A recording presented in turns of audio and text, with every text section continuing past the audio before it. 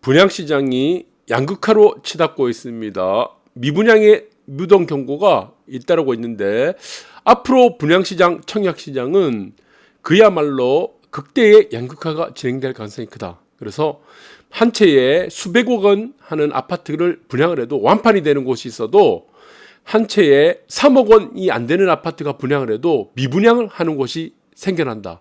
그것이 주택시장의 선진화 그리고 선진국으로 가는 이러한 양극화된 분양시장, 청약시장으로 갈 가능성이 매우 높다는 부분을 잘 이해하시기 바랍니다. 예로 한번 들어보도록 하겠습니다. 여기는 이제 우리가 지금 청약시장, 분양시장의 양극화를 지금 논하는 것은 일단은 뭐 몇 가지가 있을 겁니다. 첫 번째 이유가 무엇이냐? 이전에 우리가 보시면은 부동산 시장으로 간다 그러면은 사실 정보가 많이 없었어요. 그래서 이 부동산 시장에 대한 정보는 누가 제공을 했습니까? 복덕방 할아버지가 제공을 했습니다. 복덕방. 예, 그때는 뭐 인터넷도 발달이 안 됐을 뿐만 아니고 그리고 지금과 같이 모든 사람들이 스마트폰을 들고 다니던 시대가 아니었습니다. 모든 사람들이 지금처럼 아이뿐만 아니고 어른, 지금 할머니 할아버지까지 다 스마트폰을 들고 다니는 시대는 불과 몇 년밖에 안 됩니다. 그러니까 이 복덕방 할아버지가 제공했던 이러한 지금 정보의 비대칭성에서 기인한 이러한 지금 많은 사람들의 지금 문제들 이런 것들은 이제 스마트폰이라든가 IT 뭐 정보통신이 발달하면서 모든 사람들의 정보가 다 공개되고 있다는 겁니다. 이러한 것들이 바로 정보의 비대칭성을 지금 이제 없어지고 있다. 정보의 비대칭성. 또 하나가 무엇이냐? 그것이 바로 이제 정보 효율성이죠. 정보의 효율화가 되고 있다는 겁니다. 그래서 지금은 이제 뭐 90 넘으신 100세 넘으신 할아버지 할머니들도 스마트폰 들고 다니면서 실시간으로 부동산 시세 다 조회하고 있는 겁니다. 그러니까 이전에 있었던 그러니까 복덕방 할아버지가 제공했던 그러한 단절된 정보의 비대칭성으로 이루어진 정보가 이제는 매우 효율적으로 이루어졌다라는 부분들이 이제는 청약시장, 분양시장도 어떻습니까? 단순한 뭐 선동이나 세뇌 이런 것으로는 이제 접근이 안 된다는 부분입니다. 그래서 이제는 사람들이 매우 똑똑해지고 있다라는 부분인 것 같아요. 그래서 만약에 지금 모든 정보가 이제 비대칭성이 사라진다. 그러면 정보의 대칭성이 되고 그다음에 정보가 효율화가 된다 그러면 어떻게 되겠습니까? 이것은 이피션트 마켓 시얼이라는 효율적 시장 가설에 따르게 되는 거죠. 모든 사람들이 동일한 정보를 공유하고 있다라고 한다면은 이윤이 제로인 시장으로 가게 될 겁니다. 이윤이 제로. 이윤이 0이 돼 버린 거예요. 이윤이 제로가 된 시장을 우리가 뭐라고 합니까? 완전 경쟁 시장이라고 합니다. 완전 경쟁 시장. 모든 사람이 똑같은 지금 정보를 갖고 있기 때문에 이렇게 된다 그러면은 이윤이 제로의 시장으로 가게 된다. 그러면은 이제 청약 시장도 마찬가지라고 보고 있습니다. 그래서 제가 잠깐 한번 보게 되면은 지금 이제 여기 아파트가 반포자이에요. 여기 있죠. 크게 보시면은 반포자이라고 써 있습니다.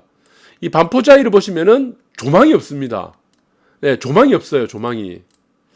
자, 우리가 지금 조망이 있더라도 우리가 지금 조망이 있는 아파트가 있어요. 매우 좋은 아파트죠. 이 조망이 있을 때 극대의 효율성을 발휘하는 것이 무엇입니까? 인프라입니다. 인프라.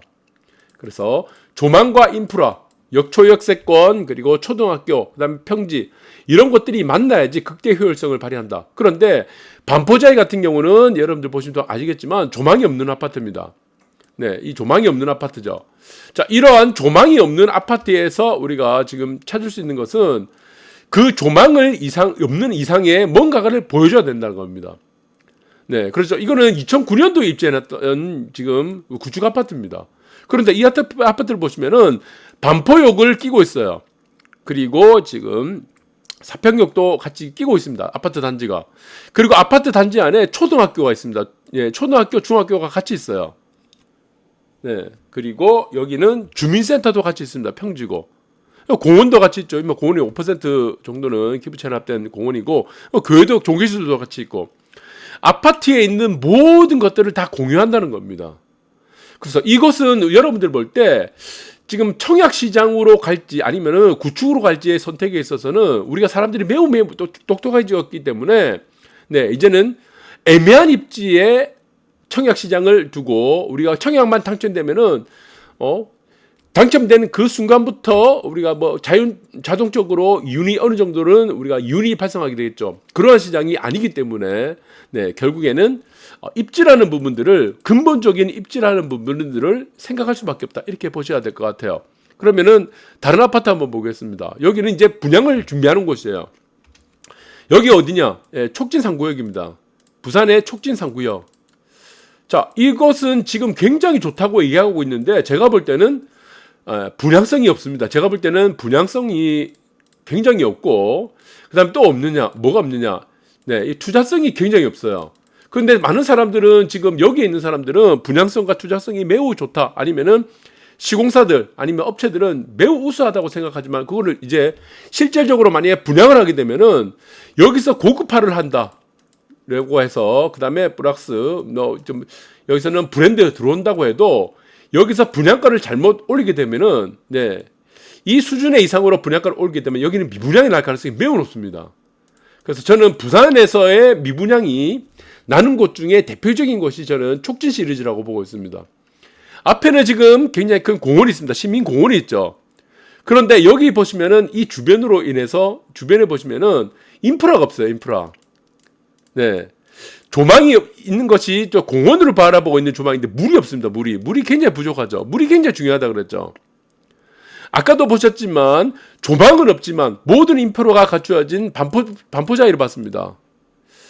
자, 반포자이라는 구축 아파트가 있는데 그러면 청약을 통해서 신축 아파트를 우리가 청약을 할 때 여기는 시민공원이라는 지금 공원으로 보이는 뷰 자체가 물이 없는 곳이고 그리고 여기는 인프라가 없죠. 초등학교로 지금 고등학교 어차피 만들어지겠지만 어떻게 될지 모르겠으나 주위에 인프라가 없다는 겁니다. 역세권도 아니고 여기는 고바위입니다. 고바위. 상당한 또 고바위가 된다. 그런데 지금은 사람들이 어떻게 생각합니까? 여기는 분양을 하게 되면은 엄청나게 좋다. 부산 시내에서 뭐 내륙의 대장이니 이런 얘기를 하더라도 결과적으로 이쪽의 아파트를 고급화해서 분양가를 높인다. 고 하게 된다면은 저는 100% 미분양이 나는 곳의 대표적인 곳이라고 보고 있습니다. 그 이유가 바로 분양성과 투자성이 매우 약하기 때문이다. 그러면은 둘 중에 하나 우리가 이런 아파트들을 비교를 할 겁니다. 반포자이 같은 아파트 구축을 비교하든지 아니면 청약을 통해서 이런 아파트들이 이제 분양가를 높인 청약을 통해서 하든지 결국에는 사람들은 어떻게 된다? 정보가 효율화가 된다면은 결국에는 입지싸움으로 갈 수밖에 없다라는 부분들을 여러분들이 잘 이해를 하시기 바랍니다.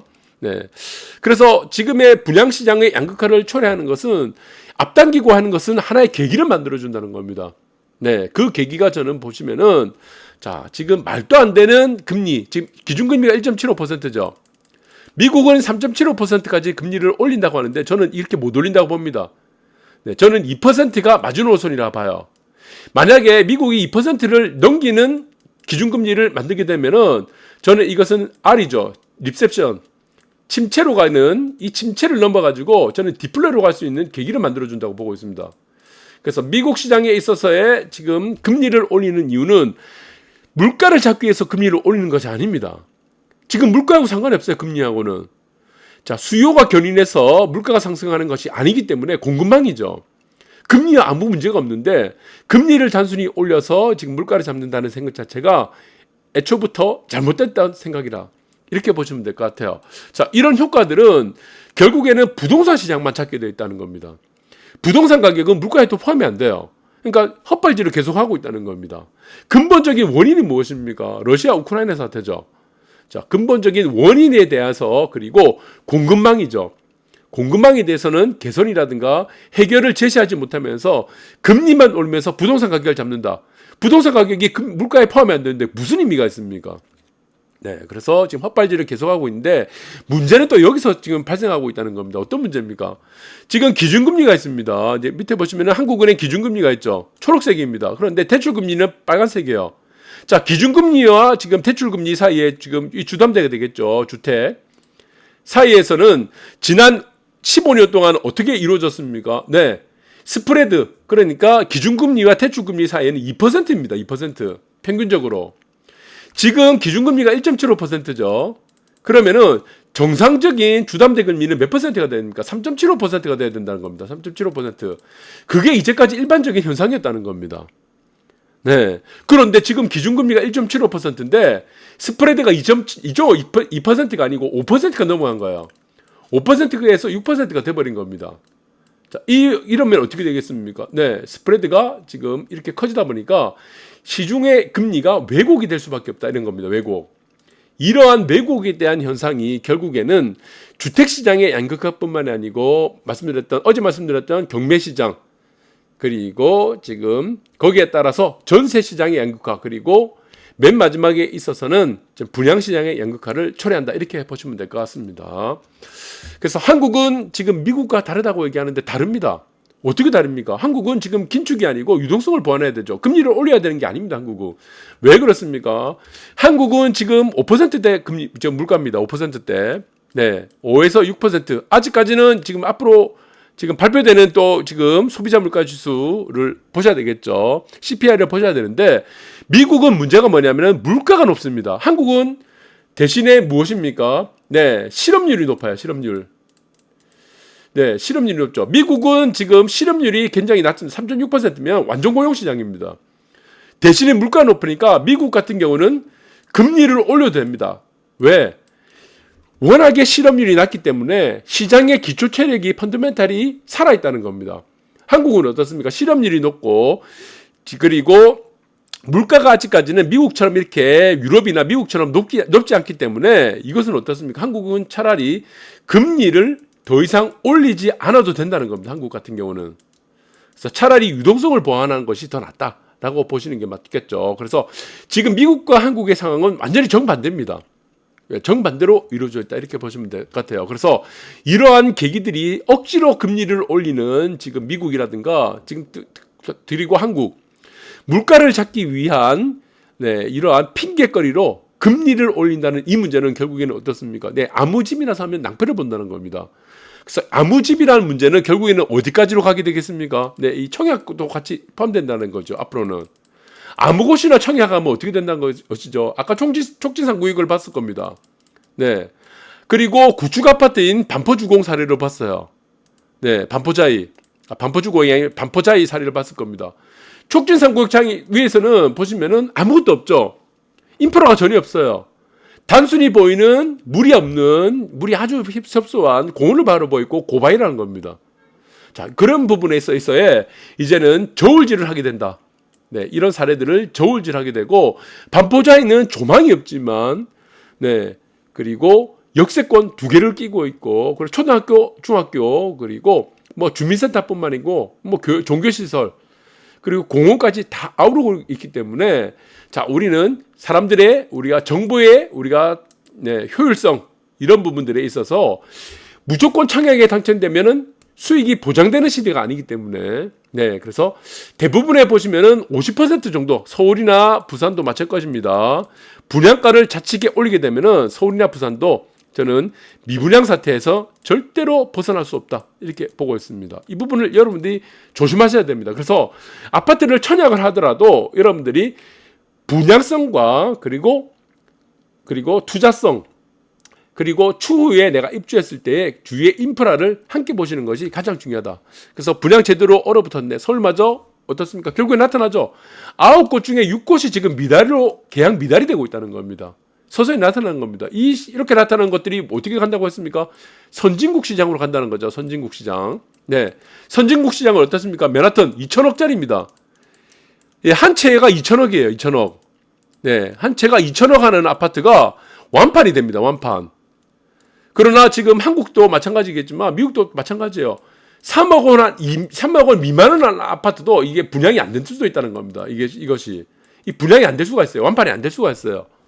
그래서 이런 부분들은 가격적인 부분이 아니다. 입지라는 부분이다. 그렇게 보셔야 될 것 같아요. 아파트 고급한다고 분양가 올렸다가는 다 죽습니다. 네, 거기에 시공사도 미분양 내서 부도날 수도 있고, 그리고 거기에 달려있는 업체들도 다 돈 떼인다. 다 같이, 공멸할 수 있다. 이렇게 보시면 될 것 같아요. 그래서 찬바람 부는 청약시장, 미분양 속출하자, 할인 분양까지 이어진다고 합니다. 여기가 수도권입니다. 서울, 경기 수도권. 청약 만탄천 되면 대박 터진다는 이런 곳들이 지금 이제 사람들이 이제 정보의 효율화 그리고 정보의 비대칭성에서 벗어나기 때문에 똘똘해지고 있다. 계산기 다 두드린다 라고 보시면 될 것 같습니다. 감사합니다.